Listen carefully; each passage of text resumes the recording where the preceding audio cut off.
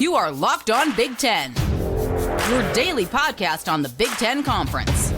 Part of the Locked On Podcast Network, your team every day.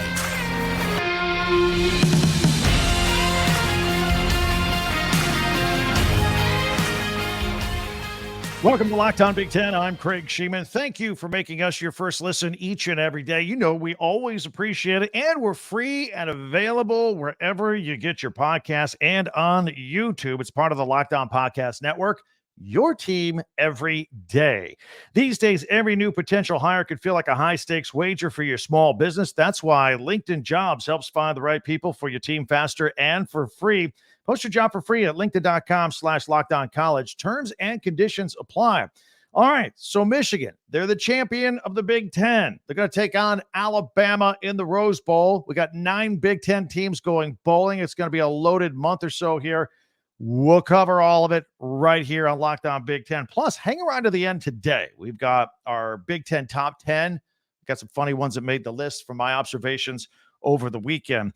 Plus, be sure to subscribe down below. Help us out and follow Locked On Big Ten for free wherever you get your podcast. That way, you'll get the latest episode of this podcast as soon as it becomes available each and every day. We wouldn't want you to miss one.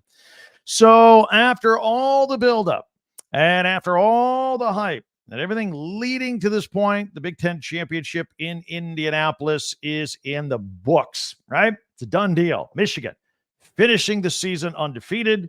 Third straight Big Ten title, 26-0 win over the Iowa Hawkeyes in Indianapolis. First of all, let's be honest. As far as 26-0 games go, that was a lot closer than the score. I know that's cliche, but you've got to give Iowa a lot of credit here because they made Michigan fight tooth and nail for every yard they earned in that football game. And that's what Iowa does.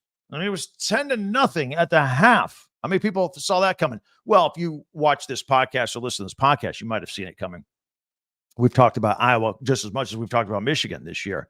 So 2 very different style teams going head-to-head in that game. But I don't think the Wolverines felt comfortable there until the fourth quarter of that one. But again, that's what Iowa did all season long. So this game also featured Jim Harbaugh's return to the sidelines after a 3-game suspension for Spygate and the investigation going on. Of course, a lot of things happened in this game that we could talk about. In fact, we'll put a couple pictures up on the screen for those of you watching on YouTube right now. That's Blake Corum going in for a touchdown. He only rushed for 52 yards, but he scored his 55th career touchdown that tied Anthony Thomas's all-time school record. Just an incredible career at Michigan. Blake Corum came back for this and some. Came back for the Big Ten title. It was a year and a day, I think, from the championship game that he had surgery.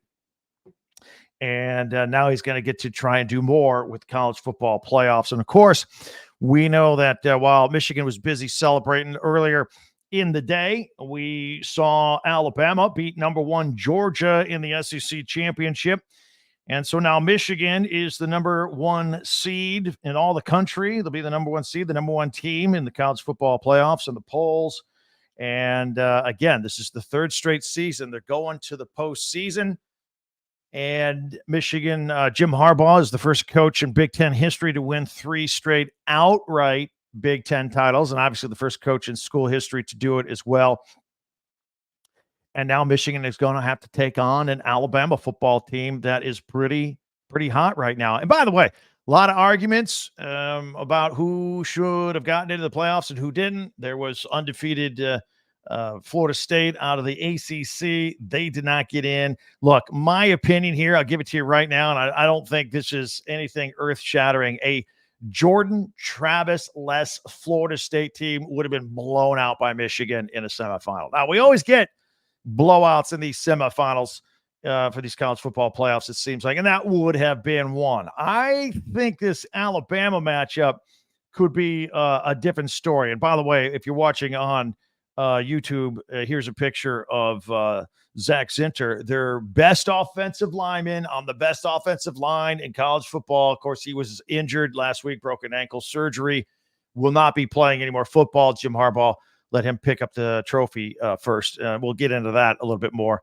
in just a minute as well. But I think that's a big factor when we start looking at a matchup for Michigan and Alabama. suddenly Michigan's strength is taking a hit. It clearly has taken a hit, but we'll get into all that. We got a whole month to prepare for that showdown, and we hope that you'll join us for all of it right here on Locked On Big Ten. All right, Michigan's win over Iowa, it makes it 10 years in a row, all 10 years ever since we went to East and West divisions, that the East has defeated the West in the Big Ten championship, undefeated. As most of you know, that those divisions will be disappearing next year. It'll be just one big long list of 18 teams once the Big Ten expands with 4 more teams next year. The teams coming over from the Pac-12, and just simply the top 2 will play for the Big Ten championship. And probably 3, well, who am I kidding? 4 or 5 Big Ten teams will probably go to the college football playoffs, because next year we go from 4 to 12. And how are you going to keep out all these teams that are really good in the Big Ten? And the Big Ten and the SEC are going to make up most of the 12. There's no question that is going to happen. Anyway, I want to talk about what happened at the end of this game as well.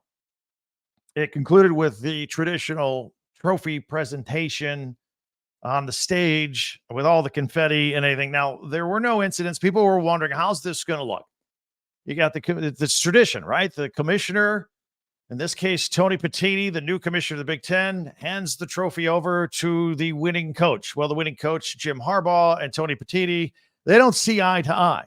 Petitti just suspended Harbaugh for 3 games. They have not, I imagine they don't have a lot in common right now these days. And a lot of people wondered if that would be awkward. A lot of Michigan fans were looking forward to that moment where Tony Petitti was going to have to swallow his pride and hand the trophy over to Jim Harbaugh. I think a lot of people felt that way. But that's not what happened. Right before, and I saw some of this on social media with people that are holding up cameras at the time. Right before the network came back from commercial break, Harbaugh was on the stage with Petitti and Joel Klatt. And Harbaugh walked up to Petitti and he said, look, just give this trophy to my team leader here, my team captain, Zach Zinter, instead of me. And then they shook hands and went separate ways. Then they come back from commercial, right? And there's Petitti. He just hands the trophy to Zach Zinter. There's no Jim Harbaugh. We're like, what happened? Did they have words on the stage? I mean, not those kind of words. They didn't. But anyway, just to complete the picture. And it took a little bit to figure this out and piece different pictures of video cameras and social media and how it went down. But I think despite how it looked and that it was okay, the handshake and all that, I don't think Jim Harbaugh wanted any part of sharing a stage with Petitti, number one. And number two, Harbaugh's almost quirky to a fault the other direction of deflecting all the attention toward his players. That's his MO. So all that combined, Petitti and Harbaugh, there was no on-camera handshake. Here's your trophy. How about a speech or any nice words from Petitti about Harbaugh? None of that happened after the game. So anyway, that's what did happen behind the scenes. I did want to share that. This game, however, was not without controversy. Okay. Iowa was deep in its own territory early in the second quarter. It was still 10-0 at this point. Deacon Hill, the Iowa quarterback, goes back to throw a pass, throws it, it hits the ground in the linebacker area, incomplete. His arm was hit. Anyway, I think it was Sanderstill that hit him. And the next closest Michigan player just picked up the ball after it bounced, and incomplete play. Okay, we move on. Incomplete pass. But then it was reviewed, and they then decided that it was a fumble. And since Michigan was the one that just happened to pick up the ball and what they thought was a dead ball situation, it's Michigan ball. That is a fumble recovery. Well, that was a little weird. Brian Ferentz, offensive coordinator of Iowa, went nuts on the sideline, so much so that he got a 15-yard penalty or half the distance to the goal. So Michigan starts at the 6. They get a touchdown. Now it's 17-0, and now a real tight, uncomfortable defensive battle is now Michigan's got a little breathing room here. No matter who you were rooting for, whether it was Michigan or Iowa, that officiating segment there was messed up. That was a joke, and we need better out of the officials in a scenario like that, in a game like that. Kirk Ferentz said afterward that he was told that his quarterback's arm was moving forward, but the hand wasn't. So therefore it was a fumble and not an incomplete pass. Kirk Ferentz is like, that's mechanically impossible. If the arm's moving forward, the hand's moving forward, that should be an incomplete pass. Say what you will. It's all a moot point at this point. Ferentz wasn't interested in getting any fines for criticizing anybody. But anyway, I thought he had a valid point there. Again, no matter who you were rooting for in that football game, the officials have got to be better in that situation. All right. Now, as far as the Wolverines go, you got to take on the Alabama Crimson Tides in the Rose Bowl, January 1. Michigan fans love the Rose Bowl. Everything that it represents. Taking on Alabama. It's Jim Harbaugh versus Nick Saban. I mean, what more could you ask for? And the winner of that game gets a trip the following week to the national championship against the winner against Texas and Washington. Absolutely can't wait. Can't wait. Well, we got to wait almost a month, but I can't wait. It's going to be a good one for sure. Your comments are welcome on Twitter, X, at Talk Big Ten, and also here on YouTube as well. Saul, I try to get to them. It's hard. Thank you, first of all, for the amount of comments you guys give me over the weekend. Loved it. Try to get back to some. I've noticed a lot of you are going at it back and forth, too. It's good to have a rivalry in the comment section. It really is. Keep it up. We've got a bunch of Big 10 teams going bowling, 9 of them total. We'll take a look at all of those as we continue on in 1 minute on Locked On Big Ten. Your team every day. And if you're a Big Ten fan, your team probably did make a bowl. 9 of them going bowling. All that coming up in a minute right here on Locked On Big Ten. Whether you're putting a roster together that's trying to make it to a bowl game or recruiting, we got signing day coming up. That's in addition to preparing for all these bowl games and playoffs, these teams have to prepare for signing day, get kids to commit, right? Well, the same thing in the office. These days, every potential hire can feel like a high-stakes wager for your small business. You want to be 100% certain that you have access to the best qualified candidates available. That's why you have to check out LinkedIn Jobs. LinkedIn Jobs helps you find the right people for your team faster and for free. So you post your job. They have the purple hashtag hiring frame there that spreads the word that you're hiring, getting the word out. Simple tools like screening questions, making it easy to focus on candidates with the right skills and experience so you can quickly prioritize who you'd like to interview and hire. It makes things very, very efficient. That's why small businesses rate LinkedIn Jobs #1 in delivering quality hires versus leading competitors. LinkedIn Jobs helps you find the qualified candidates that you want to talk to faster.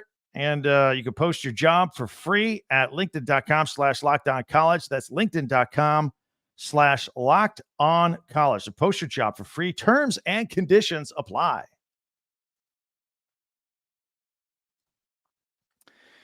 I want to thank everybody for making Locked On Big Ten your first listen every day. Which one of you is going to put us over 5,000 subscribers? We're getting close. We're getting close. Go ahead, please subscribe down there on the bottom and help us out if you don't mind. Meanwhile, be sure to share and follow and like Locked On Big Ten, no matter how you get this podcast each and every day. So we have 43 bowl games. What's 86 teams? That includes actually, that doesn't. That's 80. Anyway, I don't want to do math. 43 bowl games, including a semifinal to 2 semifinals, and then a national championship, of course, as well. 9 Big Ten teams are coming. Alabama and Michigan, as we mentioned, January 1st, 5 p.m., Rose Bowl, Pasadena. That's the college football semifinal. And then Texas versus Washington, also January 1, Sugar Bowl, 8:45 in New Orleans, the other semifinal. All right, let's look at it. Let's chop it up a little bit here. Let's take a look at all these Big Ten. We're gonna cover these and preview these here. So keep your eyes peeled here on Locked On Big Ten. The first one is December 23rd. That is Northwestern taking on Utah in the Las Vegas Bowl. David Braun, Big Ten Coach of the Year, getting Northwestern in a bowl game, 7 wins after 1 win last year. After taking over the team, after he barely unpacked his bags, coming in from North Dakota State to help shore up Northwestern's defense as a defensive coordinator. And then Pat Fitzgerald gets fired to the hazing scandal, and they got to name somebody a coach. And so they named David Brown the coach, and he gets them from 1 win to 7 wins in his first year. And a young guy, too, to just take control of the situation. Kudos to him. Taking on Utah, December 23rd in the Las Vegas Bowl. That should be fun. Bowling Green, December 26th, taking on Minnesota. That is the Quick Lane Bowl in Detroit. Might be going, Craig, Minnesota, they didn't They didn't have a winning record. They 5-7. Well, they didn't have enough 6-win bowl eligible teams to fill out all those bowls I just told you about. So then they go to their next criteria, and there's like an academic standard. Minnesota was the best team there. So Minnesota got the first empty spot in the bowls. They're going bowling. All right. So academics and athletics, Minnesota, Detroit, Quick Lane Bowl, December 26th, day after Christmas. What else we got? December 28th, Rutgers. They became bowl eligible right in the middle of the season. Get to take on Miami in the Pinstripe Bowl in the Bronx. Craig Shemon, I'm picking his team right now to win this game. I don't know if Miami wants to be there in the cold weather, in the Pinstripe Bowl. And this is right in Rutgers' alley, man. Just grind it. Just beat you up. I like it. Grinder Bowl, Pinstripe Bowl. I just don't know if it's the sexiest bowl for a lot of people. You know, they want to go to a warm weather place. They want to play in Yankee Stadium. Rutgers does. Rutgers is going to win this football game. Mark it down. December 29th, Missouri taking on Ohio State in the Cotton Bowl Classic in Arlington. Ryan Day has got to get his team up for this. Ohio State is upset. They put all their eggs in the basket for the Michigan game. If they win the Michigan game, they could be Michigan right now, right? Big Ten champs and going to a playoff game. And they just missed it by a score. It's got to get them back up. I think once they get in the atmosphere, it's the Cotton Bowl. It's a chance to take on Missouri, an SEC team in Jerry's World at AT&T Stadium. I think they'll get up for this one, and Ryan Day and his crew will win this game. But look, I know they wanted more, but this is what they have, and they'll come to play. December 30th, Ole Miss versus Penn State in the Peach Bowl in Atlanta. All right, so James Franklin, maybe they can use all this practice and their stories around their offensive coordinator and building to the future and trying out new things and going downfield a little bit more. That's what they could do here. Use this time to practice, the extra practice, and get this game. And this is a big building block for next season. December 30th, Auburn versus Maryland in the Music City Bowl in Nashville. Mike Loxley, Talia Tagovailoa, they wanted more too. Auburn coming off that heartbreaking loss to Alabama in the Iron Bowl. Man, now watching Alabama go into the college football playoff like that. Auburn and Maryland, December 30th.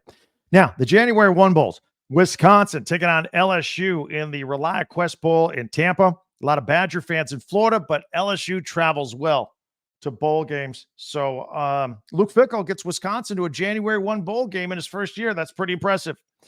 January 1st, Iowa, we just saw them here over the weekend take on Michigan. They're going to play Tennessee in the Citrus Bowl in Orlando. And the big question, it's the question, can Iowa muck up the game and the offense of Tennessee the same way they've tried to do with virtually everybody else? Take the under. Take the under again. The under hit this past weekend. That's what they do. It's what they do. Of course, the national championship will be in Houston, Texas at NRG Stadium on Monday, January 8th.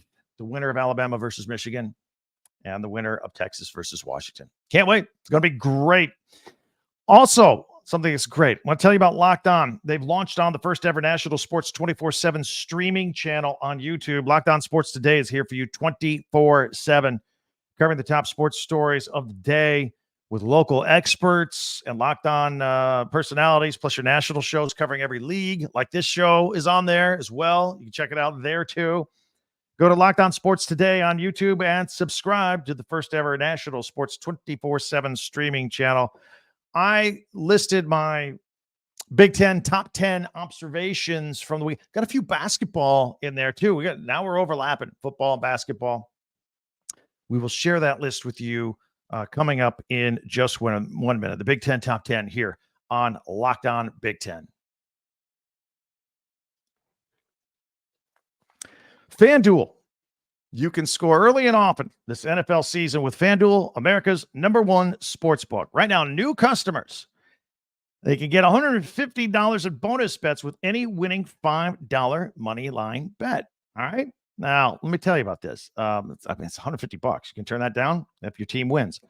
If you've been thinking about joining FanDuel, let's get on with it. I mean, the season, the football, it's kind of winding down a little bit, but there's still plenty ahead of us for you to have some fun with FanDuel, with the point spreads, the player props that they have, over-unders. They have everything there.